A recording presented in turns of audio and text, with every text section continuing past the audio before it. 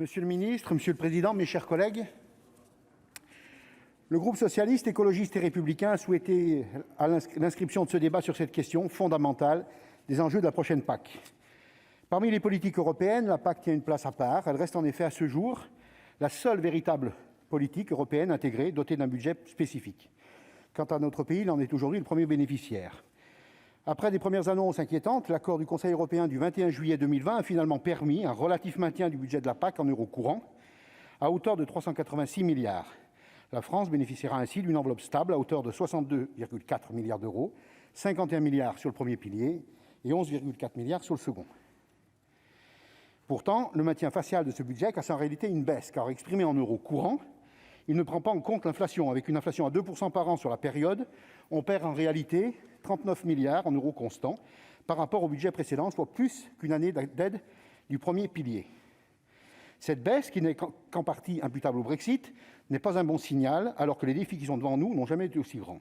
Parmi ces défis, inscrits parmi les 10 objectifs de cette nouvelle PAC, je retiendrai notamment assurer un revenu équitable aux agriculteurs, agir contre le changement climatique, garantir la qualité des denrées alimentaires et la santé, ou encore dynamiser et soutenir le développement économique des zones rurales. Comme vous le voyez, face à de tels enjeux, ce n'est pas le moment de baisser la garde.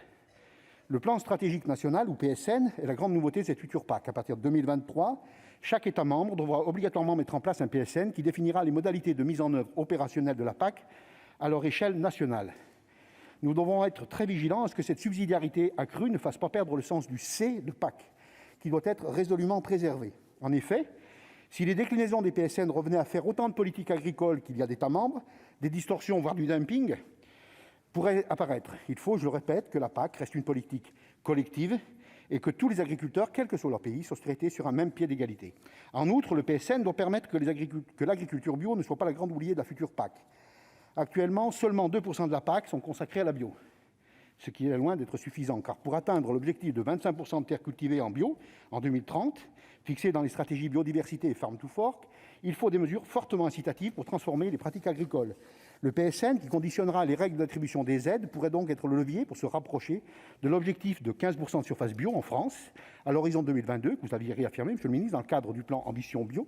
Il en aura besoin, car en 2020, nous étions seulement à 8,5%.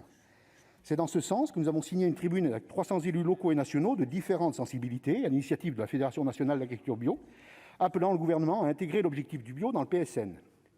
L'autre enjeu de cette nouvelle PAC, c'est une meilleure redistribution des subventions. Le 21 juin 2020, le Conseil a validé le principe de plafonnement des aides à hauteur de 100 000 euros par exploitation. Les États membres auront en outre la faculté de mettre en place un mécanisme progressif de réduction des aides à partir de 60 000 euros.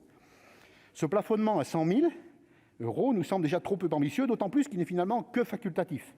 Aussi, j'espère que notre pays se saisira de ces mécanismes de plafonnement et de dégressivité. Car sans un réel plafonnement, Monsieur le ministre, sans un réel plafonnement des aides, tout le reste n'est que de la littérature.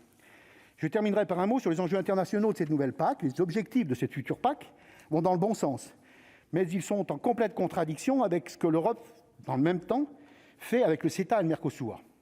Les normes sanitaires et environnementales que la France et l'UE imposent à nos agriculteurs ont fait évoluer leurs pratiques, faisant de notre agriculture l'une des plus sûres au monde, d'autant plus vertueuse en matière de protection de l'environnement. Or, ces évolutions ont un coût pour nos agriculteurs en termes d'investissement, de formation et de prise de risque. A contrario, avec le CETA et le Mercosur, l'UE veut permettre d'ouvrir le marché européen à des produits alimentaires moins chers, mais s'affranchissant des normes sanitaires et environnementales qui s'imposent à nos paysans. C'est pourquoi je voudrais terminer mon intervention par une question très solennelle, Monsieur le ministre.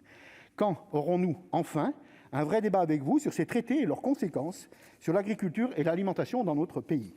Je vous remercie.